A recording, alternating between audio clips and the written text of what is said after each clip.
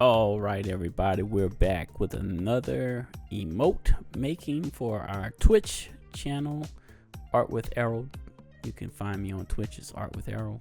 And this one I decided to go with like a GG, and I was doing a lot of trial and error in this one, just trying to figure out a way I could do it in kind of like a paintbrush kind of style, or give it like a paint kind of look. So I was just messing around.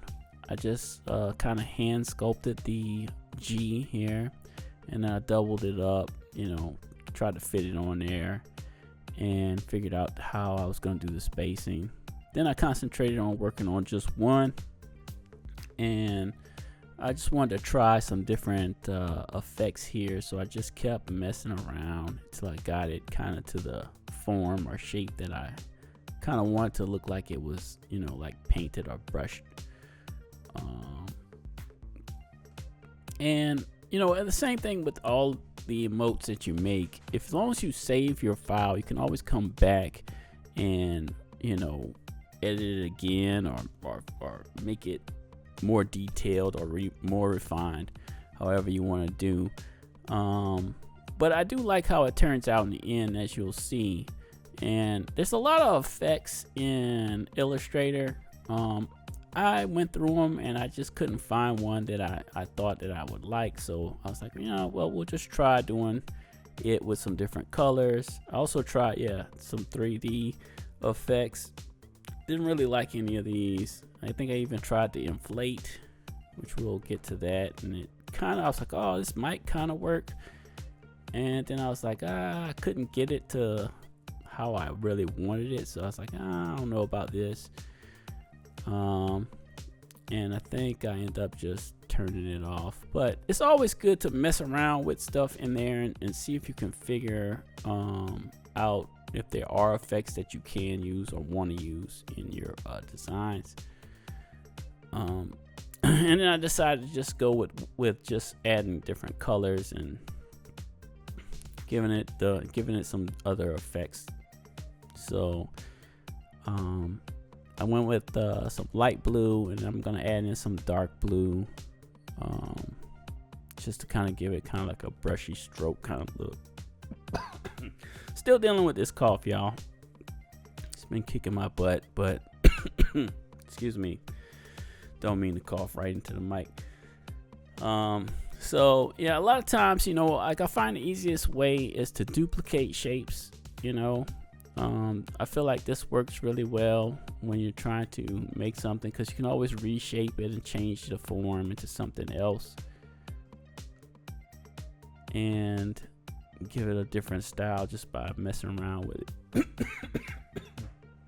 Of course, I'm gonna be coughing when I'm trying to record.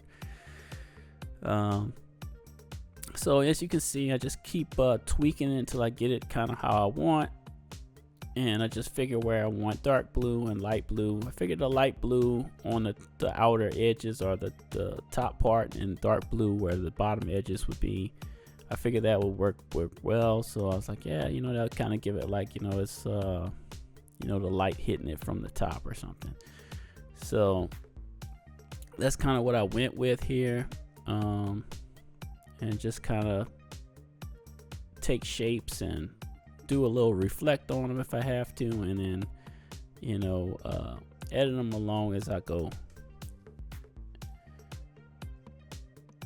And this is like really not very difficult to do. And like I said, you can add a lot of detail. You can just keep adding in until you get it as much as you want. But sometimes I feel like you can overdo it. So sometimes less is more.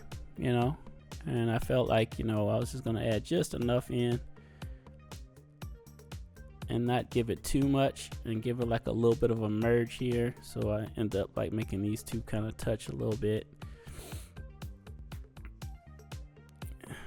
Something happened with that shape. I had to basically delete it and start over, but and that happens sometimes. And if you wanted to, you can add Gaussian blur on some of those and double them up, and it will actually make it look a little bit different too. I may actually do that later.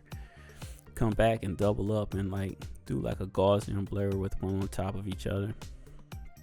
And I just start messing with shapes here, just trying to get like a liquid, you know, kind of look to it. To give it like, you know,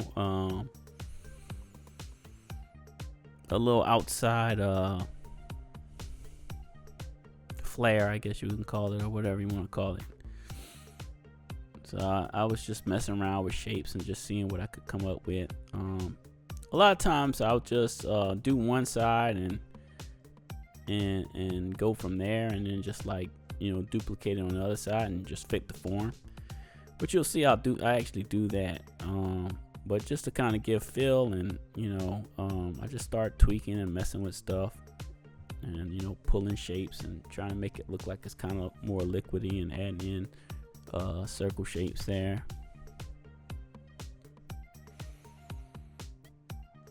And I figured this would be good for our GG emote. That way, you know, it's more like an artist kind of rendition here. So since, you know, we do artwork and we do gaming, so you know, the GG is like a classic emote, and us having our own version of that for our stream is going to be great, you know. And you can just keep tweaking these things and messing with them. And this could be tedious, and you can tire yourself out. So I always think, like, if you feel like, you know, you're getting like overwhelmed with it, you can always stop and come back later, just to get something down and done. You know, I'd always try to work as quick and as fast as possible, most effective way I can, so that I can have a video for Friday. Otherwise, I'll be working on this, you know, weeks and weeks and weeks until I get it perfect.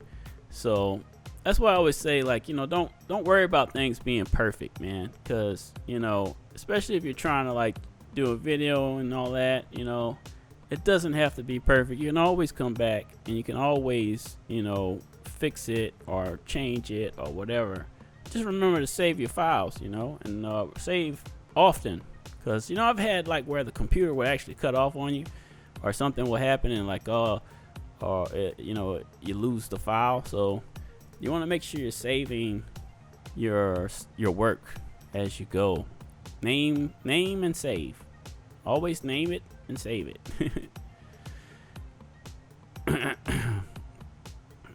And you see that, like, how I just basically duplicated the work there, and then, you know, you just save it. We're still working at 500 by 500 pixels, so, you know, when you go to save it, you want to save it as, you know, I say save you a 500 by 500, and then also you can save you a, you know, 112 by 112 for Twitch, and then just throw that in, and it'll do the rest of the sizes. You don't have to do all those other sizes like it show on Twitch, because it'll resize it for you at that point.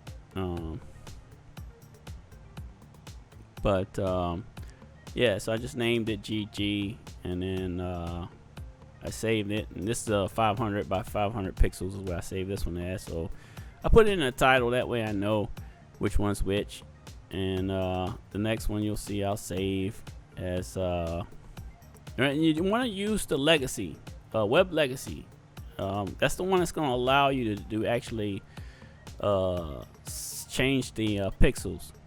So when you go to save it, you're going to do the export as web legacy, and that's going to be the one that's going to allow you to change the size. I hope you enjoyed this, y'all. This emote will be up, so don't forget to like and subscribe, y'all, and I'll see you in the next one.